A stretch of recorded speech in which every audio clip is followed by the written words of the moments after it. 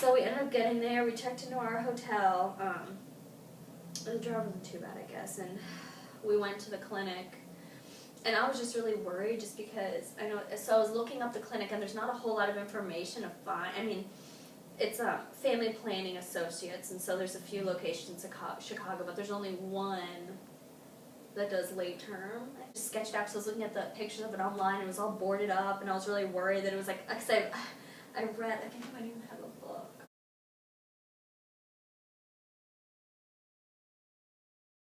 Yeah, I read, This Common Secret. Have you read This Common Secret? Abortion Doctor. You might want to take a look at it. But so I read about that and how, like, there are places where it's like a scam and you go in and they try to convince you not to get it done. And I was just so, even though I found all this reputable stuff online and I was so worried that I would go in and it would be a scam.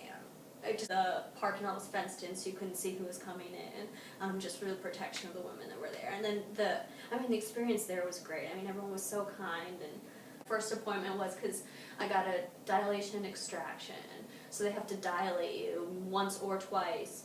But then when we got there, I had to have an ultrasound again, and I know they have to do it to measure the size of the baby and make sure that the age is right. And so they measure the size of the baby, and then they place the baby at 18 weeks.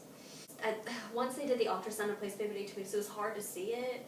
But I was just so thankful because I was really worried just because I technically was at 22 weeks, 3 days and the next day I got the procedure done and they wanted me to stay at the hotel overnight just in case there were any complications. So they finally let me go and I just went back to the hotel and I felt so guilty that I left her there. I just wish I could have done it here, like so I could have been at home.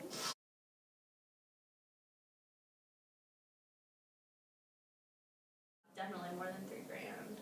I've always cared about this issue, and I always have. I think I said in the post, I've always been a one-issue voter, and that's